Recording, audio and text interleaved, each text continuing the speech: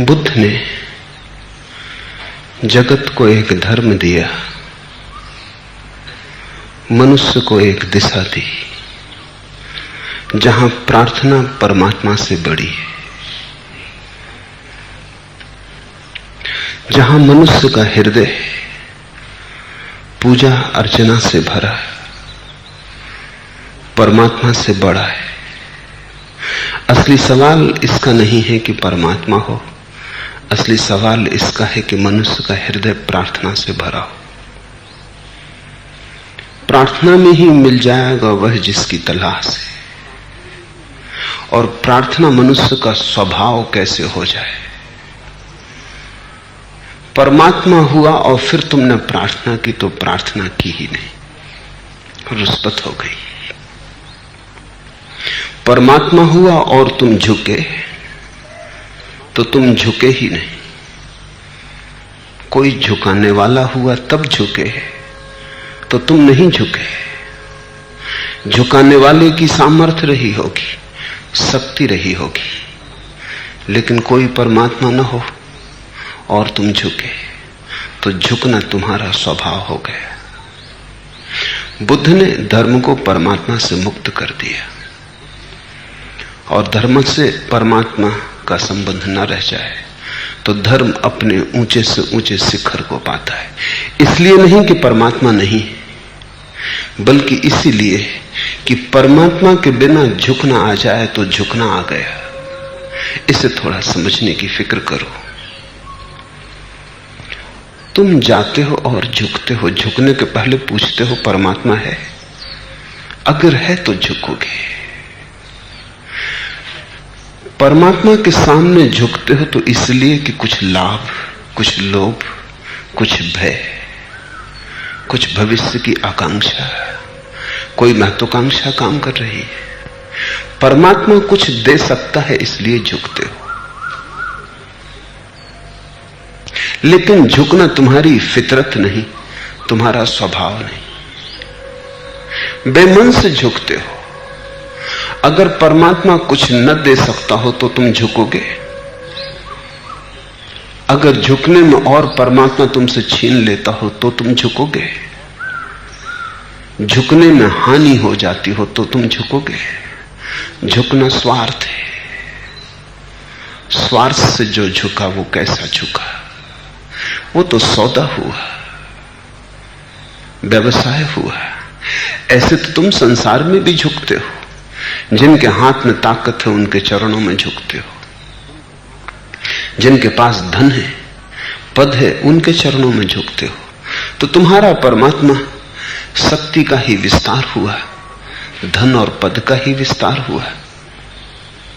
इसलिए तो लोगों ने परमात्मा को ईश्वर का नाम दिया है। ईश्वर यानी ऐश्वर्य। ऐश्वर्य के सामने झुकते हो। ईश्वर को परम पद कहा है, उससे ऊपर कोई पद नहीं। पद के सामने झुकते हो तो यह राजनीति हुई, धर्म ना हुआ। और इसके पीछे लोभ होगा, भय होगा। प्रार्थना कहां? दिल है कदमों पर किसी के, सर झुका हो या न हो।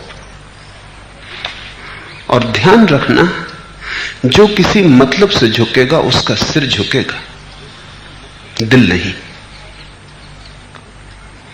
क्योंकि दिल हिसाब जानता नहीं। उसकी खोपड़ी झुकेगी, हृदय नहीं। क्योंकि हृदय तो बिना हिसाब झुकता है। हृदय तो कभी उनके सामने झुक जाता है जिनके पास न कोई शक्ति थी, न कोई पद था, न कोई ऐश्वर्य था। हृदय तो कभी भिखारियों के सामने भी झुक जाता है। सिर नहीं झुकता भिखारियों के सामने, वो सदा सम्राटों के सामने झुकता है। हृदय तो कभी फूलों के सामने झुक जाता है। कोई शक्ति नहीं, कोई सामर्थ्य नहीं, क्षण भर है फिर विदा हो जाएंगे। हृदय तो कमजोर के सामने और नाजुक के सामने भी झुक जाता है। सिर नहीं झुकता। सिर है मनुष्य का अहंकार। हृदय यानी मनुष्य का प्रेम। दिल है कदमों पर किसी के, सर झुका हो या न हो। दिल किसी के कदमों पर हो काफी है, सर न झुका चल जाएगा। झुक गया ठीक, दिल के पीछे चला ठीक, दिल की छाया बना ठीक, दिल का साथ रहा ठीक, न झुका चल जाएगा। क्योंकि सिर के झुकने से कुछ भी संबंध नहीं है। तुम झुकने चाहिए। तुम्हारा वास हृदय में है, जहां तुम्हारा प्रेम है वहां। सिर झुकता है भय से, हृदय झुकता है प्रेम से। प्रेम और भय का मिलन कहीं भी नहीं होता। इसलिए अगर तुम भगवान के सामने झुके हो कि भय था, डरे थे, तो सिर ही झुकेगा। और अगर तुम इसलिए झुके हो कि प्रेम का पूर आया, बाढ़ आई, क्या करोगे इस बाढ़ का? कहीं तो इसे बहाना होगा, कहीं तो उलीचना होगा। कूल किनारे तोड़कर तुम्हारी इबादत बहने लगी, तुम्हारी प्रार्थना की बाढ़ आ गई, तब तुम्हारा हृदय झुकता है। दिल है कदमों पर किसी के, सर झुका हो या न हो। बंदगी तो अपनी फितरत है, खुदा हो या ना हो। और फिर कौन फिक्र करता है कि परमात्मा है या नहीं? बंदगी अपनी फितरत है, फिर तो स्वभाव है प्रार्थना। बहुत कठिन है ये बात समझनी। प्रेम स्वभाव होना चाहिए। प्रेम पात्र की बात ही मत पूछो। तुम कहते हो जब प्रेम पात्र होगा तब हम प्रेम करेंगे। अगर तुम्हारे भीतर प्रेम ही नहीं तो प्रेम पात्र के होने पर भी तुम कैसे प्रेम करोगे? जो तुम्हारे भीतर नहीं है वो प्रेम पात्र की मौजूदगी पैदा न कर पाएगी। और जो तुम्हारे भीतर है, प्रेम पात्र ना भी हो तो भी तुम उसे गंवाओगे कहां, खोओगे कहां? इसे ऐसा समझो, जो कहता है परमात्मा हो तो हम प्रार्थना करेंगे, वो आस्तिक नहीं, नास्तिक है। जो कहता है प्रेम है, हम तो प्रेम करेंगे, वो आस्तिक है। वो जहां उसकी नजर पड़ेगी वहां हजार परमात्मा पैदा हो जाएंगे। प्रेम से भरी हुई आंख जहां पड़ेगी वहीं मंदिर निर्मित हो जाएंगे। जहां प्रेम से भरा हुआ हृदय धड़केगा वहीं एक और नया काबा बन जाएगा, एक नई काशी पैदा होगी। क्योंकि जहां प्रेम है वहां परमात्मा प्रकट हो जाता है। प्रेम भरी आंख कण कण में परमात्मा को देख लेती। और तुम कहते हो पहले परमात्मा हो तब हम प्रेम करेंगे, तो तुम्हारा प्रेम खुशामद होगी। तुम्हारा प्रेम प्रेम ना होगा, सिर का झुकना होगा, हृदय का बहना नहीं। असली सवाल प्रेम पात्र का नहीं है, असली सवाल प्रेम पूर्ण हृदय का है। बुद्ध ने इस बात पर बड़ा अद्भुत जोर दिया। इसलिए बुद्ध ने परमात्मा की बात नहीं की, और जितने लोगों को परमात्मा का दर्शन कराया उतना किसी दूसरे व्यक्ति ने कभी नहीं कराया। ईश्वर को चर्चा के बाहर छोड़ दिया और लाखों लोगों को ईश्वरत्व दिया। भगवान की बात ही ना की और संसार में भगवत्ता की बाढ़ ला दी। इसलिए बुद्ध जैसा अद्भुत पुरुष मनुष्य के इतिहास में कभी हुआ नहीं। बात ही ना उठाई परमात्मा की और न मालूम कितने हृदयों को झुका दिया। और ध्यान रखना, बुद्ध के साथ सिर को झुकने का तो सवाल ही ना रहा। न कोई भय का कारण है, न कोई परमात्मा है, न डरने की कोई वजह है, न परमात्मा से पाने का कोई लोभ है। मौज से झुकना है, आनंद से झुकना है, अपने ही अहोभाव से झुकना है, अनुग्रह से झुकना है। जब वृक्ष लद जाता है फलों से तो झुक जाता है, इसलिए नहीं कि फलों को तोड़ने वाले पास आ रहे हैं। अपने भीतरी कारण से झुक जाता है।